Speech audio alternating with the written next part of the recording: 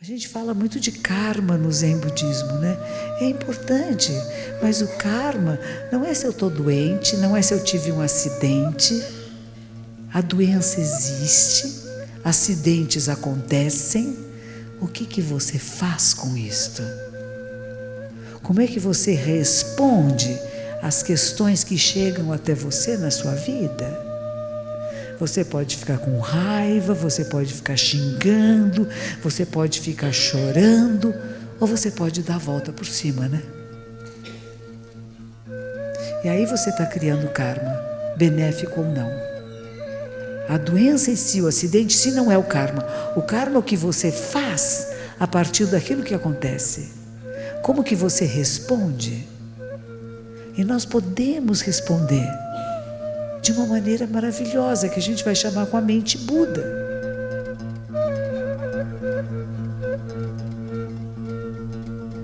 Eu fiquei muito contente que eu consegui chegar 3 minutos antes das 7. Mas aí eu tive que esperar um pouquinho algumas pessoas que estavam ainda na fila. Então eu peço desculpa a vocês que chegaram primeiro e que tiveram que ficar nos esperando, a todos nós. Mas esperar também pode ser uma coisa boa, se a gente apreciar a espera. A diferença na vida é quando eu passo a apreciar o que está acontecendo, em vez de depreciar, em vez de achar ruim, em vez de reclamar. Essa semana me mandaram no Facebook, talvez muitos de vocês também receberam, que o Papa Francisco ganhou um cartaz de alguém que foi visitá-lo, dizendo que é proibido reclamar. E ele colocou na porta dos aposentos dele, onde ele recebe pessoas, né? Eu gosto muito disso, porque é uma frase que eu repito constantemente. É proibido reclamar. E é uma frase que é de São Bento. É uma frase cristã. São Bento foi um monge que criou uma ordem, que são os beneditinos, e ele criou uma regra. E na regra de São Bento, a regra parece que é número 34, ele dizia isso para quê? Para viver bem em comunidade. Para nós vivermos bem juntos, nós temos que parar de reclamar, de resmungar, de estar sempre choramingando, se vitimizando. Isso não é bom. E às vezes criamos esse vício, esse hábito, né? Está sempre reclamando, está faltando alguma coisa, não está bom, o mundo não está bom, as pessoas não são boas. Esse dia uma jovem me escreveu, uma jovem de 25 anos, dizendo para mim que ela queria se matar porque as pessoas são muito desonestas e não são confiáveis.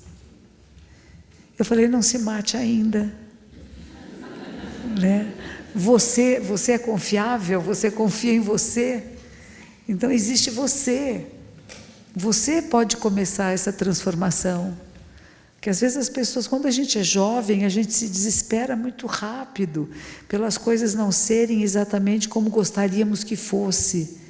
Mas nós podemos ir transformando isto, acolhendo essas dificuldades e dizendo o que eu posso fazer para mudar.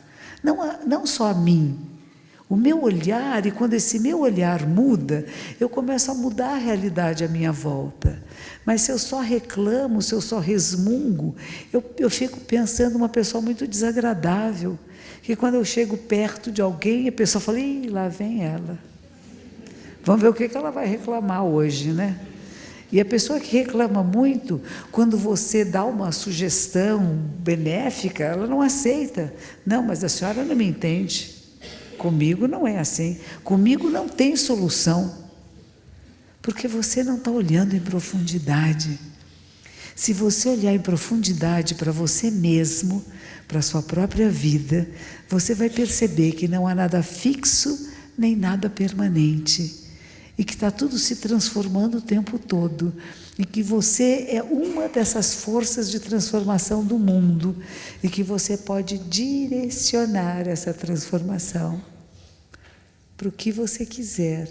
Não significa que vai acontecer como você quer que aconteça, mas vai acontecer um pouco diferente do que aconteceria se você não tivesse colocado a sua vida, a sua intenção, a sua presença, a sua palavra, o seu gesto. Então, o que nós fazemos é importante. Cada um de nós, essa poeirinha cósmica que somos, né? Pensar, gente, é poeirinha de estrela. O que é um ser humano na vastidão do multiverso? E, entretanto, aquilo que nós fazemos, falamos e pensamos, mexe na trama da vida. E se a minha vida não está muito boa, e se as coisas não estão muito bem para mim, o que eu posso fazer? O que podemos fazer para melhorar? Hoje está tendo uma manifestação, pessoas que não estão satisfeitas com a maneira que estão tratando um personagem que é muito querido para elas, não é? Uma pessoa muito querida que está achando que está sendo abusada, maltratada.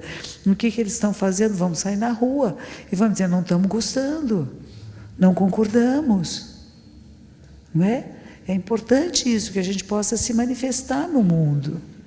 A manifestação de um ser humano é muito importante. E às vezes há pessoas que não se manifestam. Elas estão infelizes numa situação de vida, às vezes pessoal, individual. Nós estamos falando agora de um personagem que trabalha com o coletivo, né? Mas tem pessoas que estão infelizes na sua vida pessoal e não querem falar nada, não se manifestam. Eu tenho que aceitar, é a minha cruz. Já ouviram isto? A vida é um vale de lágrimas. Eu tenho que ir com o sofrimento. Se isso aconteceu para mim, é meu karma. Então eu tenho que passar por essa dor e sofrimento, porque é um karma que eu devo ter construído no passado, e eu mereço sofrer.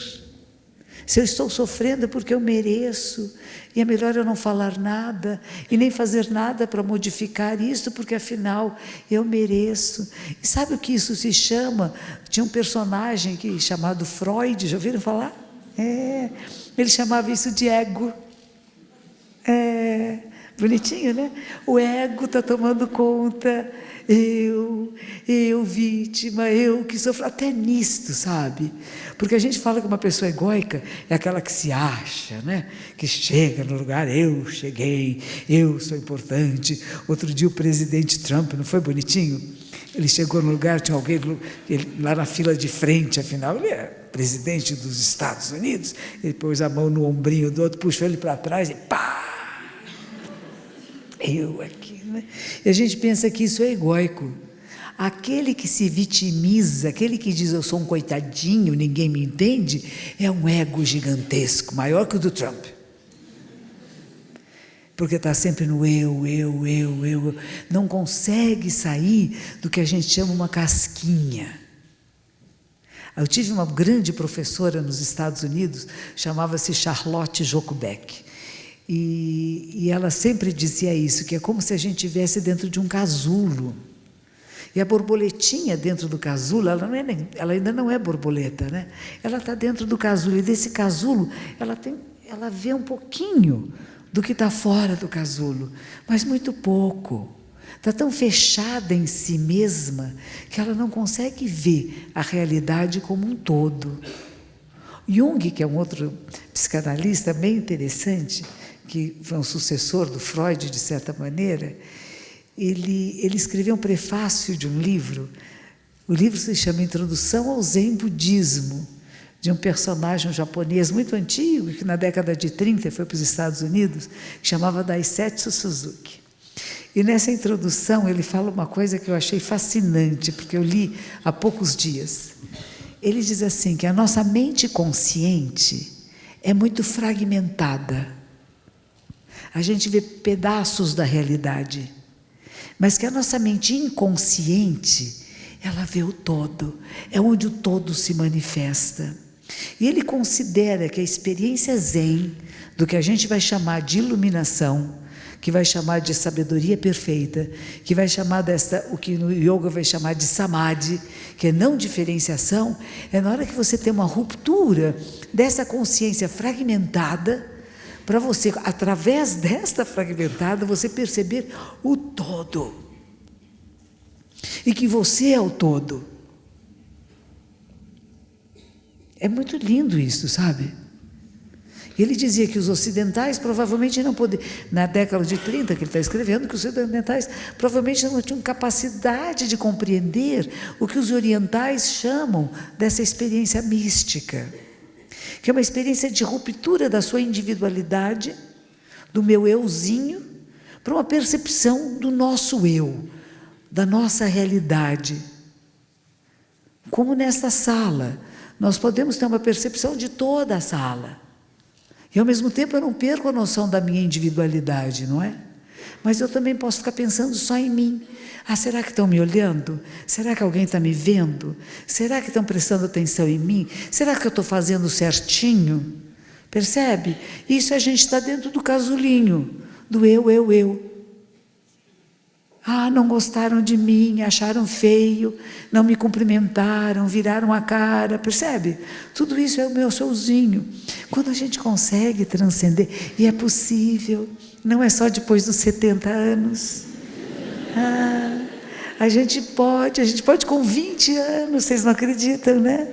Com 15, com 3, a gente pode. É possível. Sabe, não ficar tão preocupado o que o outro acha, o que o outro... Você ter que conhecer a si mesmo. É uma coisa antiga.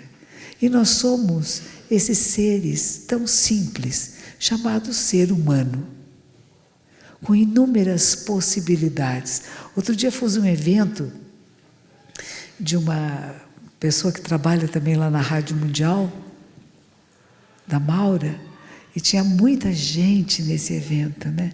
E antes disso conversei um pouquinho com a filha dela, e a filha dela também é uma palestrante agora, né? E a filha disse assim para mim: monja, eu percebi uma coisa, eu tenho 25 anos, ela é formada em psicologia, ela disse assim: eu percebi que eu posso fazer da minha vida o que eu quiser. Como isso é estimulante e amedrontador. Que medo dá. Não é verdade? Quando a gente assume responsabilidade pela sua própria vida. Porque certas épocas da vida eu faço o que meu pai mandou, minha mãe mandou. Aí eu vou para a escola, eu vou fazer o que os meus professores pedem.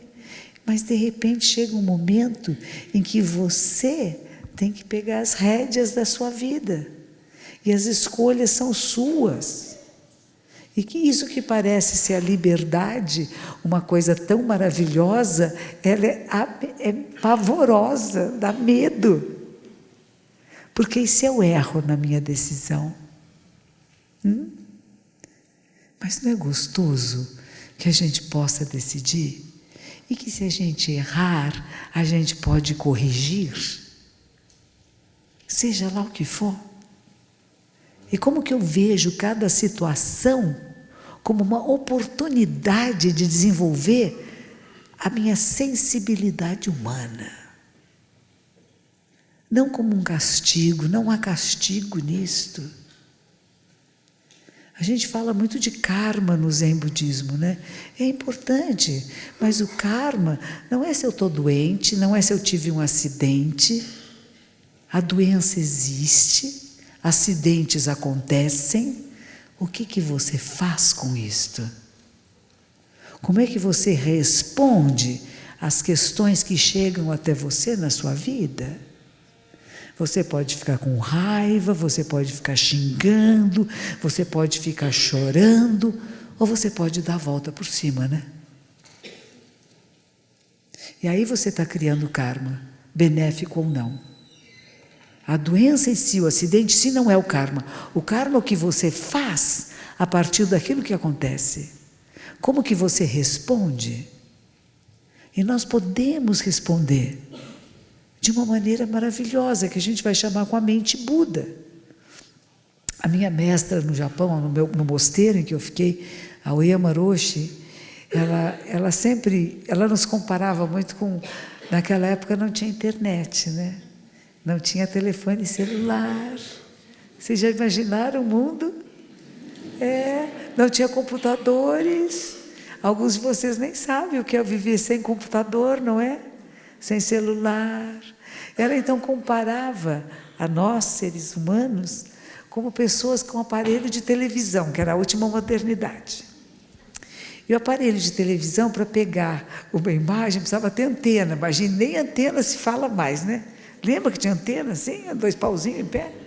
Alguns a gente tinha que pôr um pouquinho de bombril na ponta.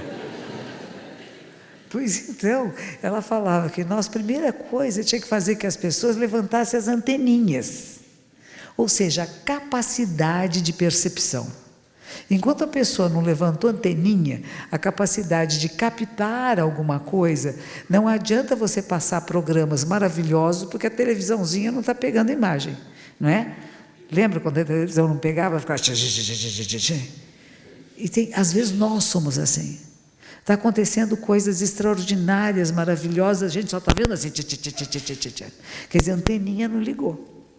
Então, a primeira coisa é essa, levantar as anteninhas, a capacidade de uma percepção mais ampla de si mesmo e da realidade. Aí você vai escolher o canal. Você sabia que a gente escolhe? Que não são os canais de televisão que nos escolhem, vocês perceberam ou não? Porque às vezes a gente fica viciado em alguns, né?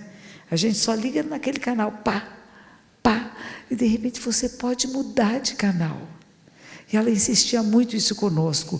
Ela dizia assim, não fiquem no canal só da novela, do drama, do sofrimento. Você pode virar para o canal Buda.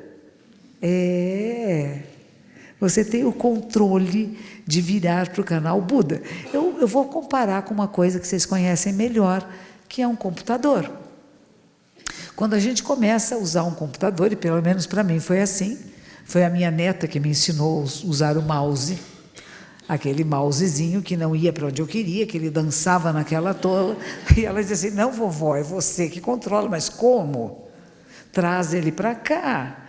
E ela precisou pegar na minha mão, e eu fiquei lembrando quando minha mãe me ensinou a escrever meu nome, que também pegava na minha mão, agora é minha neta que pegava na minha mão para ensinar eu a usar o mouse. E o mouse vai onde a gente quer, não vai hoje? Vai, o mouse vai onde você quer. E quando você chega no lugar que você quer, você só tem que fazer o quê? Clica. É de leve. Assim, clica. E abre um ícone. O que a minha superiora dizia, abra o ícone Buda, gente. Buda significa aquele que acorda, que desperta, que vê a realidade como ela é, que não está pintando em cima dela. Ver o que é como é. Para quê? Para poder agir de forma decisiva e assertiva nessa realidade, porque nós somos a realidade. Não tem uma coisa que eu estou aqui, a realidade está lá. Simultaneamente nós somos o que está acontecendo no mundo agora. E somos corresponsáveis, hein? Por tudo que está acontecendo. No Brasil e no mundo. Só que estão acontecendo coisas lindas. E nós temos poucas notícias das coisas boas. Não estão acontecendo coisas boas? Vocês não vieram aqui hoje? Estão todos saudáveis, ele está com uma tossinha, já melhorou. Não é? Chegamos todos aqui, conseguimos atravessar a possibilidade de uma avenida fechada, não nos impediu de fazer o que nós nos propomos a fazer. Percebe? Nós temos poderes. Não é querer poderes muito extrasensoriais. Os poderes sensoriais são extraordinários. Os olhos podem ver. Se não há uma deficiência, nós vemos. Os ouvidos podem ouvir, se não houver deficiência. O paladar, as narinas, o tato, a pele. Isso é um poder extraordinário, o coração que está batendo, olha lá que bonitinho. Fale para ele parar. Fale, pare de bater coração agora. Vamos ver, todos juntos, pare. Ele não obedece. Isso são poderes extraordinários. As unhas, a gente corta, elas crescem. E elas existem para quê? Para proteger a ponta, as extremidades, que a gente não bate com mais vezes, tanto o pé como a mão, a gente não dá umas estopadas na vida, A unhazinha está ali para proteger. Protege a mão também, ó. Vai bater na mesa, é proteção. O nosso corpo é maravilhoso. O meu mestre diz assim, o corpo todo é sabedoria. Aprenda a ouvir o seu corpo. Nós queremos ouvir a mente como uma coisa separada. O corpo está falando o tempo todo. Chega, quero mais, faz, levanta, come, dorme. Sexo, sexo, sexo. Eu tenho um cachorro, eu tenho uma cadelinha que está no cio. E um macho velho, coitadinho, com artrose. Acabou a artrose do velhinho. Eu nunca vi uma coisa mais extraordinária do que essa. Ele mal andava, mancava. Então, mocinho, um cachorro, chofer. E o pior é que tiveram 2 fêmeas antes também que ficaram no cio. Ele tentou, não conseguiu. Com essa ele conseguiu. Para minha tristeza. E agora eu vou oferecer para vocês, daqui a alguns meses, lindos cachorrinhos. São cachorrinhos budistas. São cachorrinhos muito zen, eles são ótimos. Vocês vão adorar. Eles brincam, correm, comem sandália, tapete. Mas vem cachorrinho aí. E o velhinho ficou jovenzinho. Então a gente vê a força do sexo, né? A sexualidade, a reprodução é muito forte. E a gente está vendo isso no bichinho, no cachorro, né? O cachorro é muito simples. Ele não procura uma moça bonita. Ele sente o cheiro da fêmea no momento da procriação, da ovulação e do momento da fecundação. E ele fica o tempo todo cheirando a fêmea até que aquele momento aconteça e ele vai lá e fecunda. E ela só permite também nesse momento. Agora, sabe que nós somos assim também? Vocês não sabem, né? Mas nós humanos somos muito parecidos. Só que a gente esqueceu. A gente finge que não percebe. Que há um cheiro diferente. Que há um odor diferente no corpo das pessoas. Que as mulheres, quando estão ovulando e quando as mulheres são férteis, há um odor. Quando a minha neta ficou grávida, o companheiro dela disse assim, foi sem querer querendo. Olha só, porque tem um mínimo de inteligência, né? Para saber que não existe esse sem querer. Porque há coisas que talvez essa nossa mente consciente, que a gente vai chamar de consciência, né? É um pedacinho superficial da nossa mente que fala, não percebi, eu não sabia. Mas existe uma coisa em nós que é bichinho, que é instinto e que é forte. É muito forte. E a gente tem que conhecer. Não é reprimir, não é controlar, é conhecer. Como a gente vai conhecer o mouse de um computador e vai saber aonde a gente quer colocar.